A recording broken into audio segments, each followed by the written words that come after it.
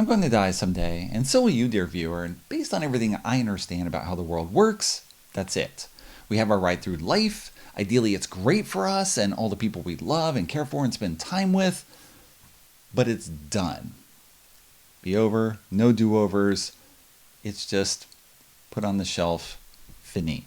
Now, games don't work that way, and that's one of the reasons I enjoy them so much, is that you get the ability to have do-overs, to go back to high school, as it were, and relive it, possibly having different things happen based on the actions you take. Or you have that first encounter with a special someone, and you can take different actions and see how things work out differently for you, the two of you.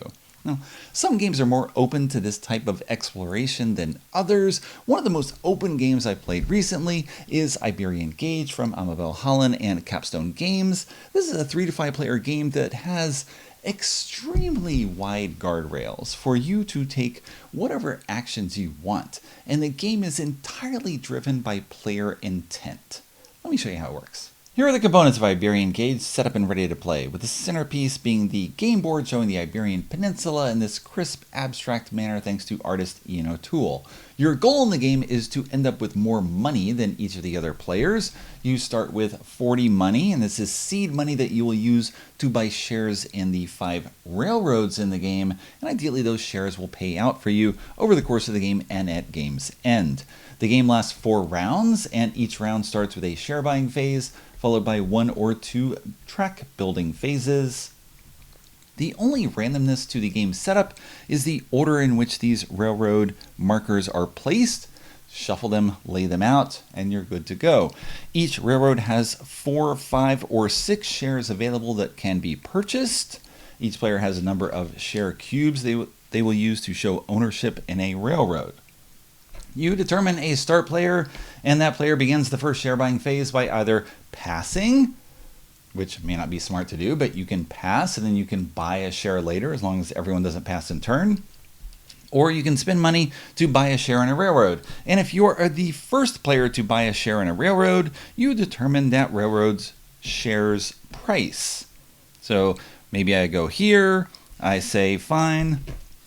Red's going to start with $24 a share, and it costs $24 from my personal money to buy this share, and I put the money in the railroad's treasury because I'm buying the share from them. I now have part ownership, and they have money that they will use to buy track on the board.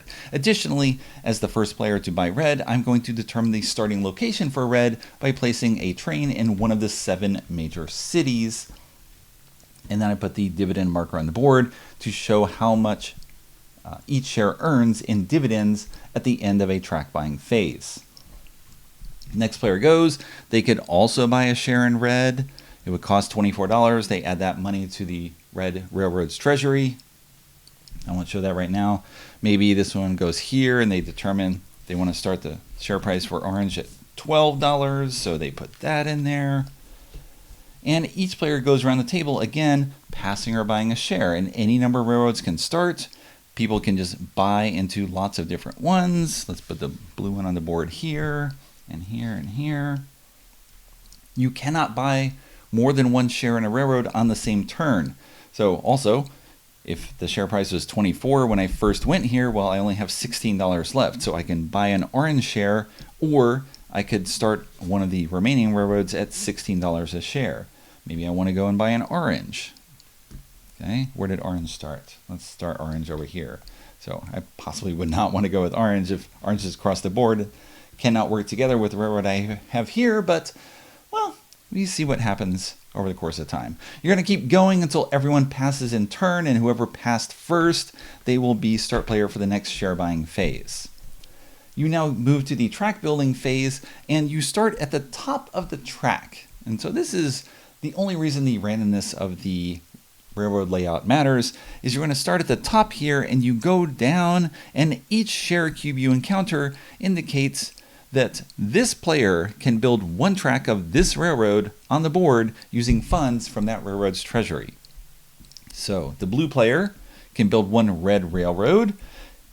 If you're going to build railroad, it costs $4 to go into easy terrain, $8 to go into difficult, and $4 to go into an urban location or a city.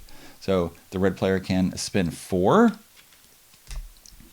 and build into this urban location here, and each urban location has a blue arrow showing the dividend price goes up 1 when you go to an urban location. Presumably you're picking up passengers or doing some cargo transfer, you're going to earn money, and your dividends become more valuable. So the pink player goes, they're going to spend, let's say, $4 to go here, and maybe the white player will go $4 to go here, and you're going to build towards other locations. You don't have to go here. They could build here. You can build wherever you want off of your starting location and wherever you've built previously. Okay. At the end of the track building phase for a particular railroad, that railroad now pays dividends. The red railroad pays $3 per share to each person here who has a share. So if blue had 2 shares in a later part of the game, blue would get $6 and each of these would get 3.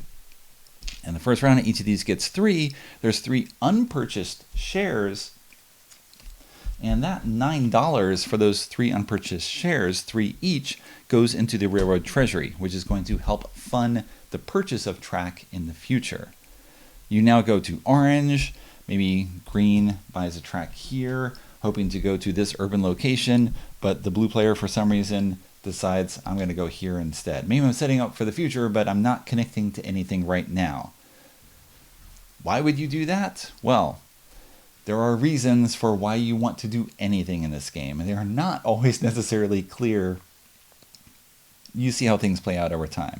But orange is done building. It did not connect to an urban location or a city during this track building phase. And if no train goes into an urban location, then the share price falls based on the number of owned shares by players. There are 2 shares owned. This share marker drops 2 spaces. Terrible news. Bad play, blue. The share price is now way cheaper, which means any shares bought in subsequent rounds are going to be very cheap. It might encourage people to buy those shares, but very little money will go into the treasury, which means orange will not be able to build that much. Maybe that was blue's intent. Sabotage. Doesn't want to connect to anything. Okay. The blue railroad, which again I didn't put on the board, goes here. This player builds here and connects. Yay, blue goes up. Blue plays out. There are 4 unpurchased shares at $3 a share, so $12 goes into the treasury.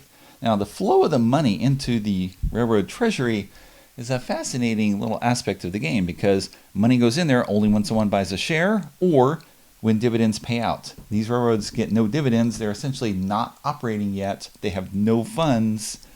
There's nothing sitting there.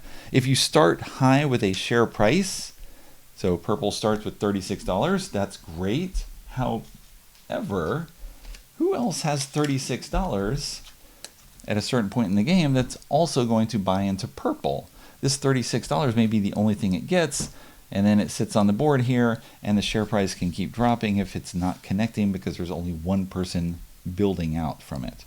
Purple starts here, for example. It's going to take at least 2 turns to get here, and then another 2 turns to get here, and there's only a total of 6 track buying phases.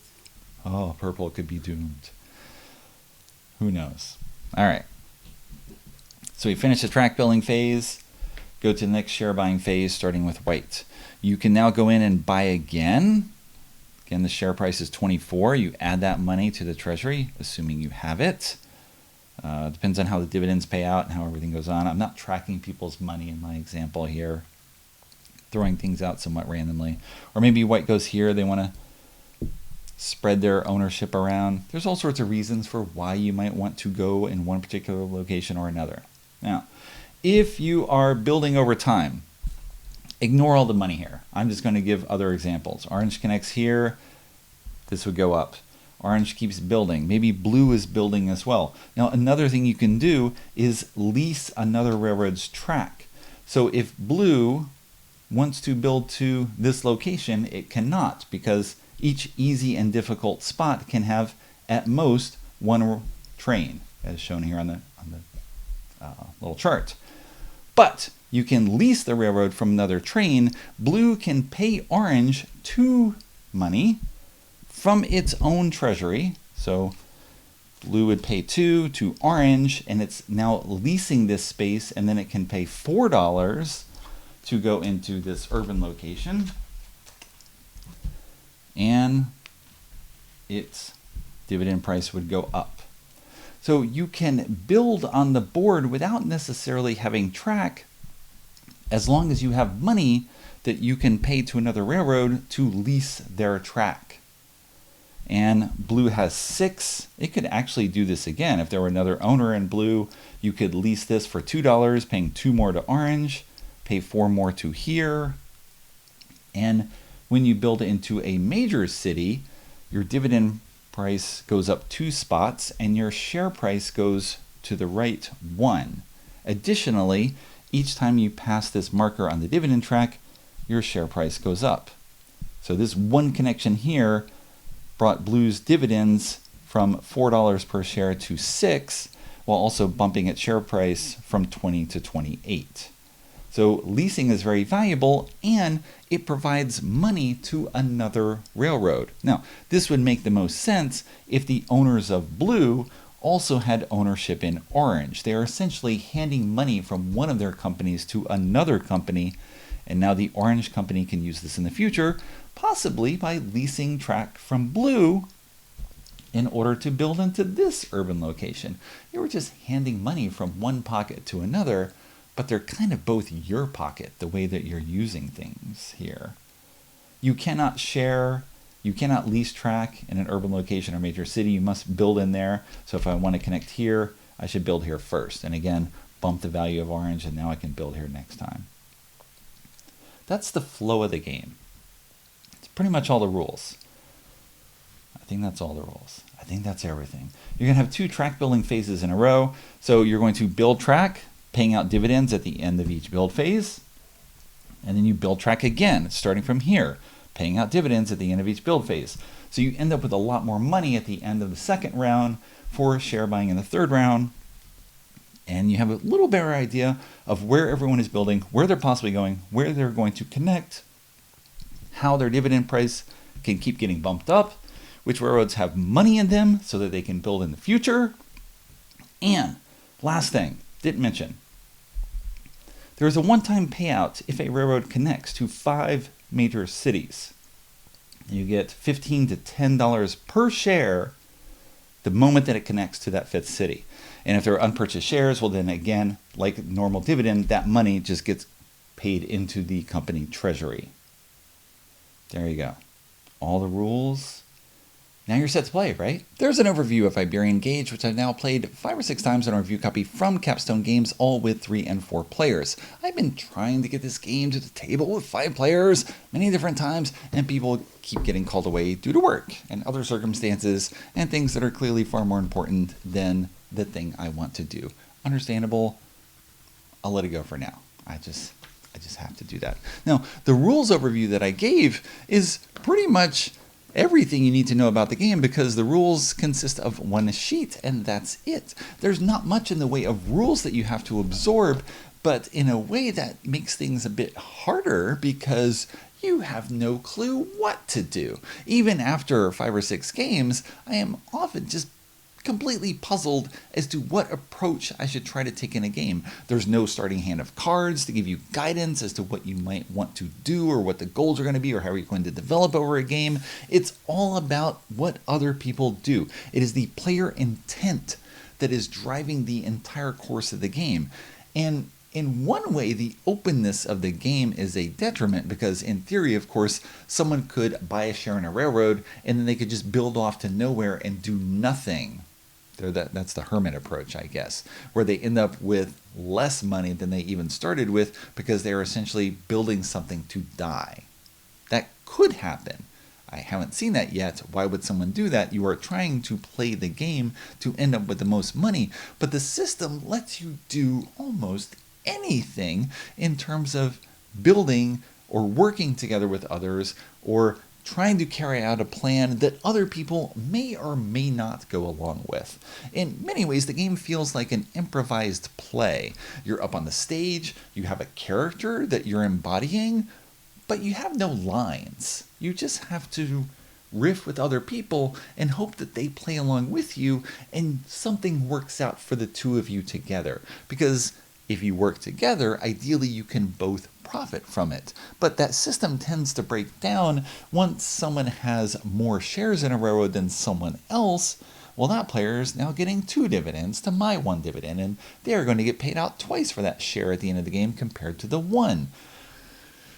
Do I really want to help them? How much do I want to help them? Am I just going to take money and build on a difficult space? Maybe I'm just going to siphon off lots of funds into a railroad that I have more of an investment in, and then put them in the middle of nowhere. I'm just hoping to waste money, but funnel money into my own trade line that I can use to build other things later.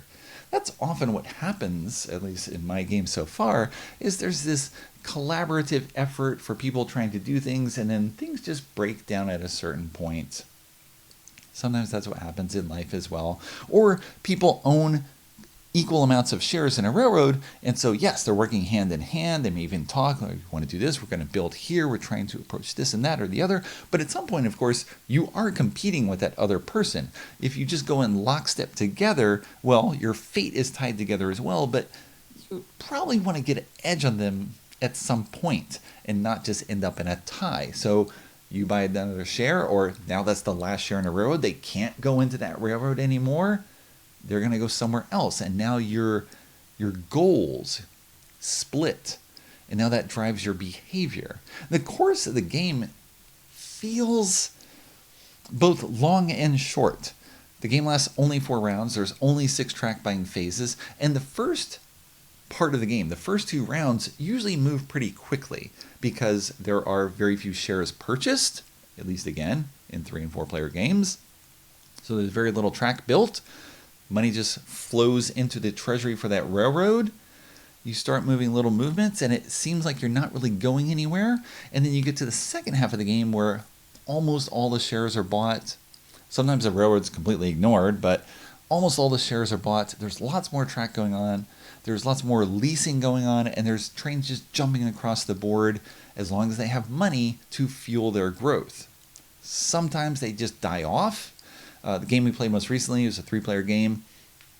I thought I had positioned a railroad well, but it didn't get enough track on the board that other trains would then lease, and the share price was relatively low, and it just ended up running out of money and not being able to build anywhere. I struggled to funnel last bit of money, so on the final round of the game, it could connect to an urban location with the $6 in it because I owned the first share, and so then the share price did not fall. I think it would have been 4 spaces at that point if it had not connected to that one thing. It was like right on the edge of going nowhere, and I was able to just fund it enough, a little bit. You have these little struggles that go on with the game, and again, it's all driven by player intent, what people want to do, and you can be as open or as hidden as you want.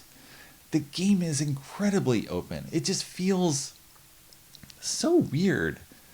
It's like walking on a field with a ball, and you're going to play a game with other people, and you have only the barest idea of what game they're actually playing. It's just, I don't know. I don't know how to describe it. I'm trying to think of different analogies for how to do things. It's like putting together an outfit by walking into a darkened closet, and you're just feeling things, and you're like, I think this goes, and I think this goes, and someone else is doing the same thing, and hopefully you come out and you all look nice together.